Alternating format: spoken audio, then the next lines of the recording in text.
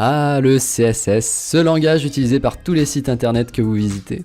Il permet de designer les pages afin qu'elles ressemblent à quelque chose. Car sans lui, le résultat n'est pas terrible, je vous l'accorde. Alors dans cette vidéo, nous allons faire le point sur le CSS. Avant de commencer, il faut savoir que la règle du CSS est toujours la même. Elle fonctionne sur le principe d'un sélecteur avec un bloc de déclaration. Numéro 1, les sélecteurs. Alors ils servent tous à sélectionner des éléments HTML. Bon, je vais être plus clair, voici quelques exemples. Le nom de l'élément sélectionnera tous les éléments spécifiques. L'étoile sélectionnera tous les éléments. Un hashtag suivi de l'id sélectionnera par id spécifique, donc un seul élément. Et un point suivi de la classe sélectionnera par groupe. Cependant, vous pouvez toujours être plus précis dans vos sélections. Par exemple, pour sélectionner plusieurs éléments spécifiques, on utilisera la virgule, ce qui donnera ceci.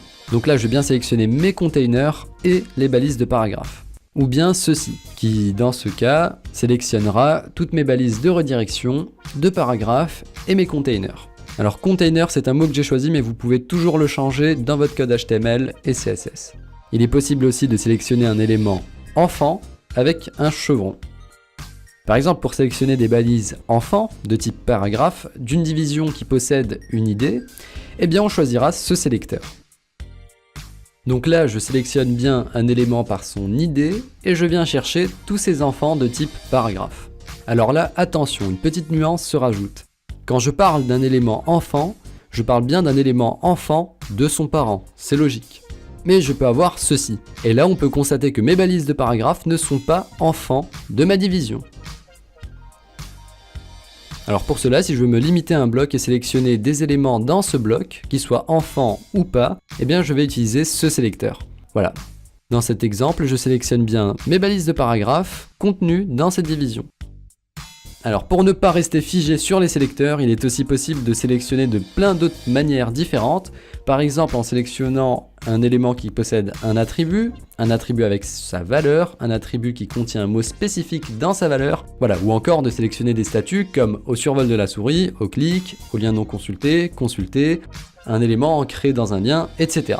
Mais ne vous inquiétez pas, je vous ai laissé en description un lien qui vous propose plein de sélecteurs. Numéro 2, le bloc de déclaration. Pour faire simple, ce bloc va contenir toutes les propriétés des éléments à personnaliser. Ce bloc est délimité par des accolades et placé juste après un sélecteur.